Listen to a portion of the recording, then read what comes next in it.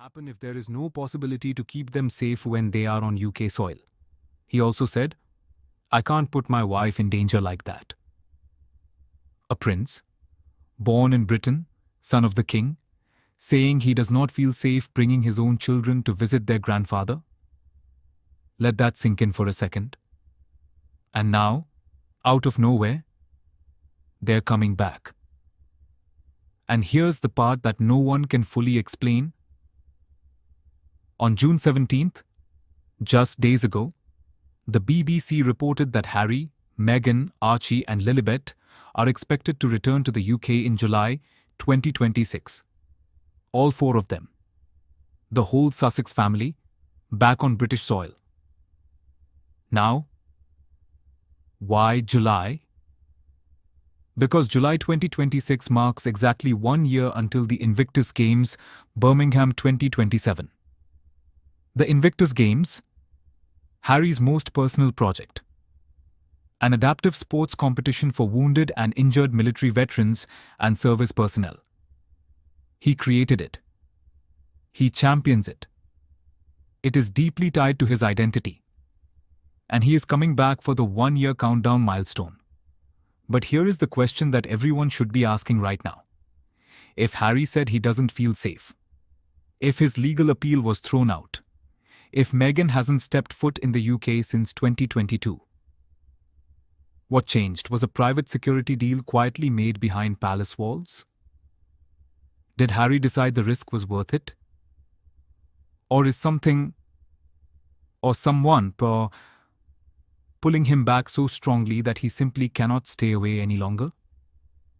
Because here's what I think is really going on. And this next part, this is the part that will give you chills. Harry gave an interview to the BBC not long ago.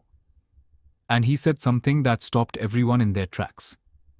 He said, life is precious. I don't know how much longer my father has. There it is. King Charles, 76 years old, was diagnosed with cancer in 2024. And while the palace has been careful not to reveal the full picture, Harry is 5,000 miles away in California, watching the clock. He also said he won't speak to me because of this security stuff, but it would be nice to reconcile. A son wanting to speak to his father, a father who cannot pick up the phone because of a legal and political dispute neither of them fully controls. This is not a soap opera. This is a real family, broken by distance, pride, protocol, and circumstance. But then, something happened. In September 2025, Harry flew to London for the Wellchild Awards and Invictus events. And quietly, without fanfare, father and son sat down together. At Charles's London residence. 55 minutes.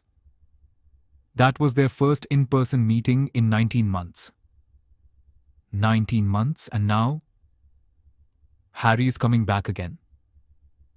This time with Meghan. This time with Archie, 7 years old, who barely knows his grandfather's country.